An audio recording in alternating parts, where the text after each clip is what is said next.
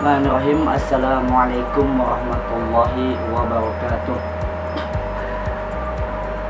Alhamdulillahirrabbilalamin. Wabihi nasta'in amma ba'du. Adik-adikku, teman-temanku, serta murid-muridku yang Bapak cintai, Insya Allah di kesempatan hari ini Bapak akan menjelaskan atau membawakan materi tentang sirah nabawiyah, sirah kenabian, yang mana kita sekarang ada di zaman akhir zaman, dan di masa sekarang kita mendapat musibah yaitu corona. Maka mari kita semua bersama-sama membaca doa supaya kita dilindungi Allah Subhanahu wa Ta'ala kapanpun dan dimanapun kita berada. Amin ya rabbal alamin. Oke, untuk menyingkat waktu, maka Bapak akan menerangkan tentang Isra dan Mi'raj. Minggu ketiga Bapak telah menerangkan kepada kalian, memberikan tugas untuk kalian untuk menulis di buku yang Bapak kirim ke kalian tentang Isra Mi'raj. Maka sekarang Bapak akan menerangkan hal tersebut. Pertama, apa sih itu Isra dan Mi'raj? Isra itu berasal dari kata saro, berarti artinya berjalan, yaitu berjalan di malam hari. Itu Isra, berjalan di malam hari dari Mekah ke Palestina. Nah, dan Mi'raj artinya naik ke Sidratul Muntaha, naik ke atas atau tangga ya. Jadi kalau digabungin secara istilah, Isra Mi'raj adalah perjalanan di malam hari Rasulullah SAW dari Mekah ke Baitul Maqdis, ke Palestina, dan naik ke Sidratul Muntaha untuk bertemu dengan Allah Subhanahu wa Ta'ala. Kisah ini kita bisa nukilkan dari sebuah hadis. Dikatakan bahwasanya Rasulullah SAW dijemput oleh Jibril alaihi salam dengan kendaraan buruk. Buruk adalah suatu kendaraan yang diambil dari surga untuk mengantarkan Rasulullah satu malam dari Mekah ke langit, dari Mekah ke Palestina ke langit. Nah, itu buruk, hewan yang sangat hebat sekali. Digambarkan bahwasanya buruk itu berwarna putih, tidak lebih kecil dari keledai, dan tidak lebih besar dari burol namanya. Oke. Lalu Rasulullah dijemput, berangkatlah dengan Jibril alaihissalam Rasulullah ke Palestina. Di situ Rasulullah sholat 2 rakaat, dan setelah sholat 2 rakaat ada riwayat mengatakan bahwasanya Rasulullah sholat mengimami para nabi di belakangnya. Setelah itu Rasulullah naik ke atas ke langit. Di langit pertama Rasulullah bertemu dengan Nabi Adam alaihissalam. Maka Adam memberikan salam kepada Nabi Muhammad, mendoakan Nabi Muhammad. Sudah bertemu Nabi Adam, naik ke langit kedua. Di langit kedua Rasulullah bertemu dengan Nabi Isa alaihissalam dan Nabi Yahya alaihissalam bin Zakaria. Ya, mereka berdua pun mendoakan Rasulullah SAW. Lalu Rasulullah SAW naik ke langit ketiga. Di langit ketiga Rasulullah bertemu dengan Nabi Yusuf alaihissalam yang mempunyai wajah yang tampan rupawan, dan Nabi Yusuf pula mendoakan Rasulullah.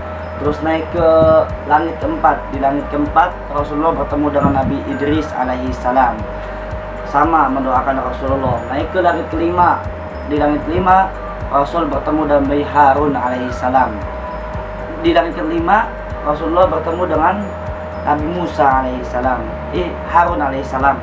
Terus di langit ke-6 Rasulullah bertemu dengan Nabi Musa alaihissalam.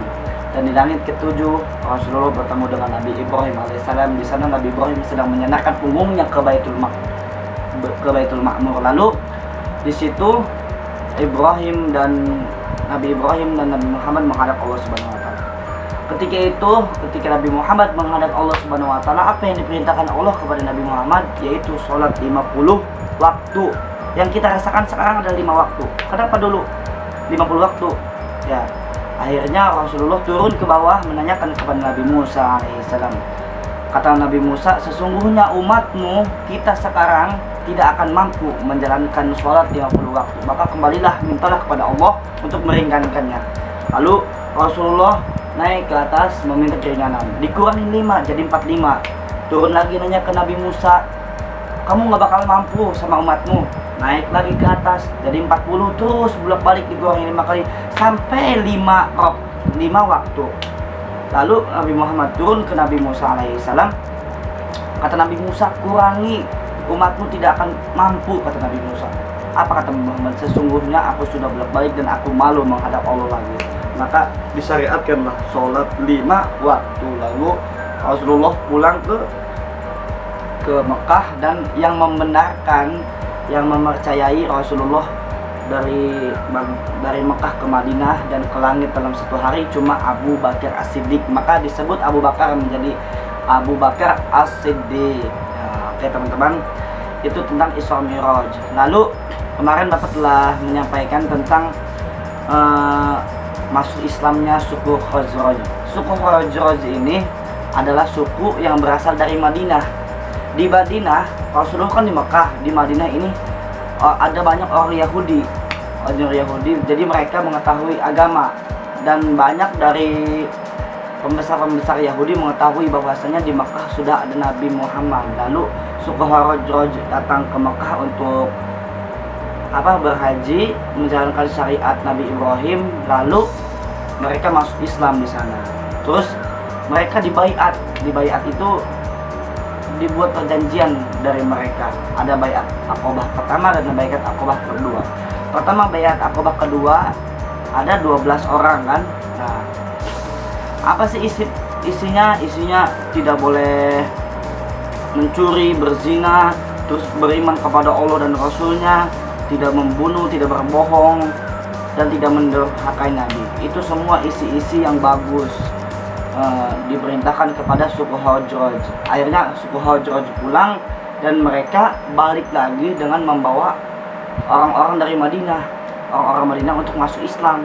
Maka mereka bertemu dengan Rasulullah di belakang bukit supaya nggak ketahuan Quraisy, karena Quraisy di situ masih menyiksa orang-orang Islam. Lalu di situ terjadilah baiat Aqobah yang kedua, karena sudah makin banyak dari orang Madinah. Suku Khazraj telah membawa orang-orang Madinah masuk Islam ke Mekah, tapi dengan secara sembunyi-sembunyi. Apa isinya dari baiat Aqobah kedua? Yang pertama, patuh dan taat setiap keadaan, berinfak dan amar ma'ruf nahi mungkar, dan melindungi Rasulullah. Mungkin hanya itu. Wassalamualaikum warahmatullahi wabarakatuh.